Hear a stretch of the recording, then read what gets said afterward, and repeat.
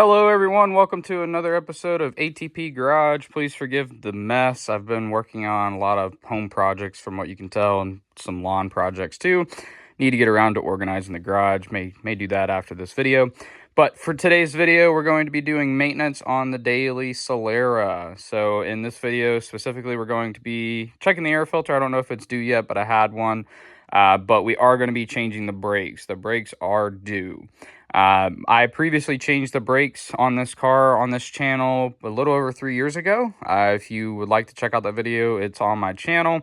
I went over a little bit of the procedures and the brakes that I was going to be using, and I promised in that video that I would do a long-term review, and now's the time for that. So I use Powerstop brakes from RockAuto. It's a kit. It actually comes with all 4 rotors and both sets of pads. And I was a little bit hesitant about it because the price was one of those almost too good to be true kind of situations where the price point, particularly back 3 years ago when I originally purchased them, was far more competitive than any of the big box stores in my area. So O'Reilly's, AutoZone, Advanced, none of those guys could beat it. None of them could even come close, frankly, even with some of the stores offering coupons. With that being said, some stores now have pretty competitive coupons, and it gets the price really close.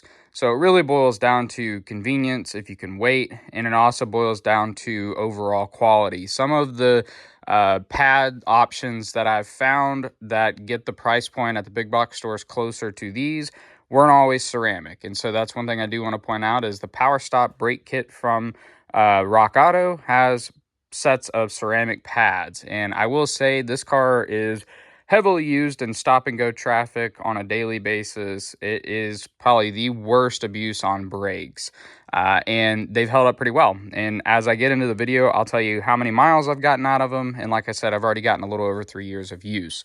So with that being said, I'm going to get this thing set up, and then we'll go over the mileage thus far, and then I'll start getting the car up in the air and we'll take the wheels off. Okay, everyone, before I got started, I wanted to point out, so when I changed the brakes on the Solara originally, I wrote it down on a piece of paper that I had in the glove box. And so I put that I changed the brakes at 219,237. I currently have 252,396, which is just over 33,000 miles. Now, if you go online, you'll look, there's a lot of mixed reviews on how long brakes should last, and it's anywhere between 30 and 70,000 miles. And I think there's a lot of factors that come into play on what the actual longevity of brake pads are. Part of it has to do with, are you commuting? Are you in stop and go traffic, heat, things like that. If I was doing mostly highway driving that was not stop and go all the time, these could have easily lasted significantly more. But again, I'm in very bad traffic, stop and go on a daily basis. And the fact that these have held up for just over 33,000 miles, I'm quite pleased, frankly. Some people may not be.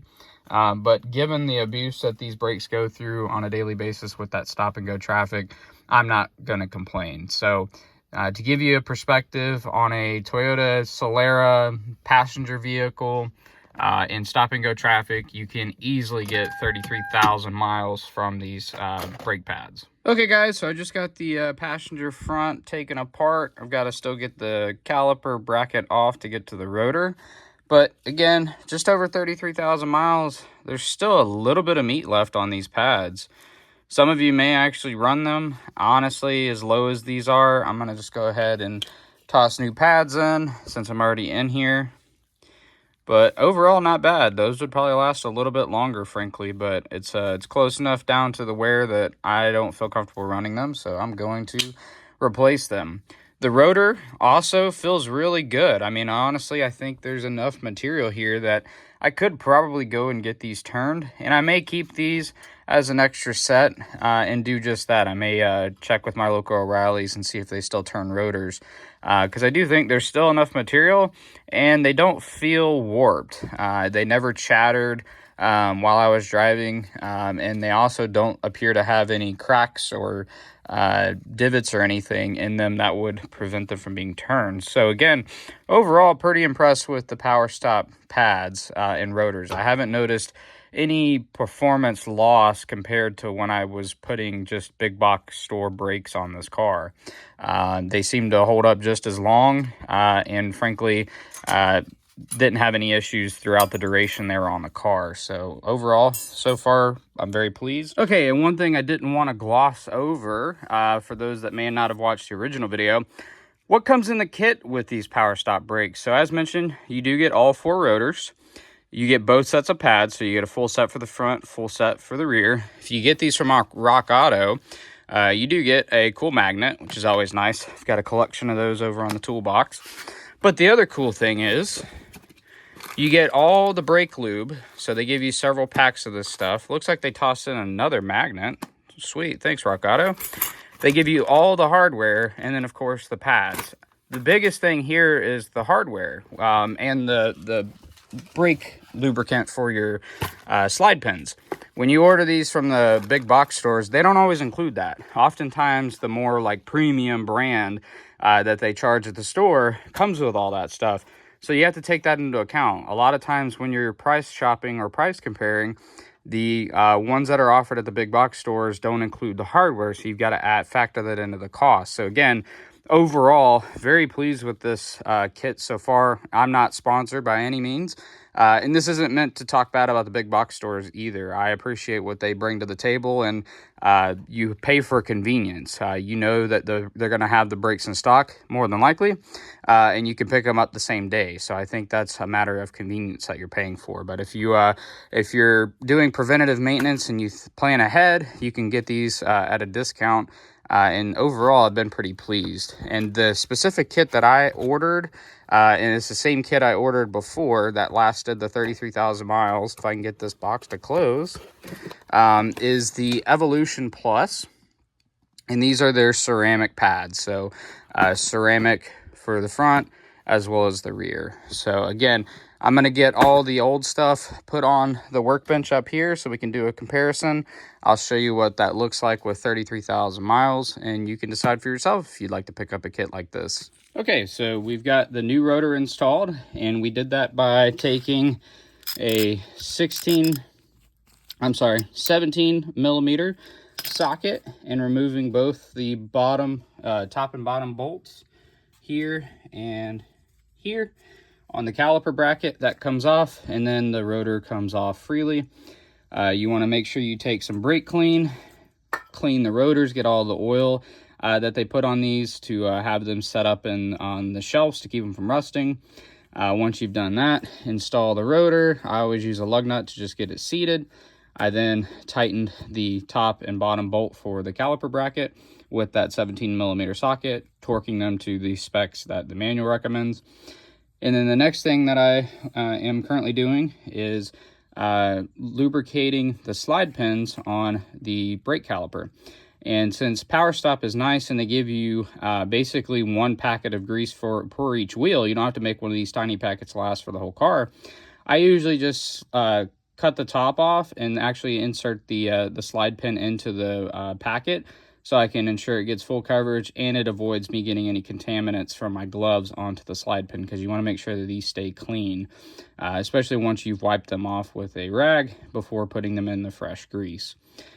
So yeah, now what I'm going to do is I'm going to put that brake hardware that I showed you before onto the caliper. I'm going to slide the pads on, and then I'm going to reinstall the caliper using a 14 millimeter socket, and Toyota makes it really easy. It's a 17 for the caliper bracket bolts. It's a 14 for the actual brake caliper itself, so you only need 2 sockets. You can compress the piston either with a brake caliper tool or a C-clamp. Do the C-clamp at your own discretion though, but those are really the only tools that are needed to get to this point. And honestly, the rear is even easier. So yeah, that's how to change the front brakes on the Toyota Solara, Camry, a lot of different cars though. Once you've gotten the car jacked up, supported, you got the wheel off, you need a 17 and a 14, and that'll pretty much get the job done for you. Bonus content for those that watched my video a long time ago of me replacing the front shock assemblies with the Monroes from RockAuto. they've been holding up great. So if you go back and look at that video, you can tell how long ago that was. The car now has just under 253,000 miles, and they're holding up fine. They're not leaking. That shiny bit is where it's painted. None of the seals are blown out, so I've been very impressed with these thus far. So now we'll get to the back. I'm not going to bore you with the driver's side because it's just a repeat of what we just did here. And then we'll go over to the workbench and I'll show you all 4 rotors and sets of pads as well. I don't know if this is a pro tip or not, but one thing I've done when I've changed brakes is, and I'm supplied one of these grease packets for each corner of the car, I cut the top of it off, and after I've cleaned the slide pin out, I insert it into the grease packet to lubricate the slide pin for the brake caliper. It avoids getting any contaminants on it from my gloves after I've already cleaned it, and then I can just take it out of the packet and pop it right back into the caliper. Again, don't know if this is a pro tip. It's just something I've done. Might be helpful to someone else who's changing brakes to avoid the mess, because if you know anything about grease, it gets everywhere. It's hard to clean up. So this just kind of keeps it contained. So yeah, keep those grease packets. Quick little comparison. New pad here on the left, spent pad here on the right. Look how much meat is on there. Some people would argue, yeah, you can get a little bit more life out of those, like I said before, but I'm not comfortable with that. I feel like I've got the use out of these pads safely, so replacing them with the new ones. But yeah, that's what the ceramic pads in the Powerstop kit looks like. You can see the flake in there as well. One other item I thought I would touch on while I was in here, if you're like me and you have a high mileage car and you're doing the brake change on your car yourself, one thing you want to keep in mind is if it's an older car, you want to inspect the seals around the brake piston. You want to take a look at the brake line as well, just because as cars age, this stuff deteriorates. And so you want to keep in mind, like, hey, if this is torn or if this doesn't look good, it may be time to either rebuild the caliper or replace the caliper. Same with the line. If you notice that there is like residue, or it appears to be leaking, or if it's in some places up north where like you're in the Rust Belt, or in other countries for that matter, if it's rusting, you may want to keep an eye on that, like, because if this rusts through and all the fluid pops out, your brake system won't work. So just a public service announcement, if you're doing brake changes yourself on a high mileage car like I am, keep an eye and inspect the parts just to make sure everything is good. I wanted to stop before I went any further on the rear. It's the exact same as the front though. Toyota's pretty nice to you.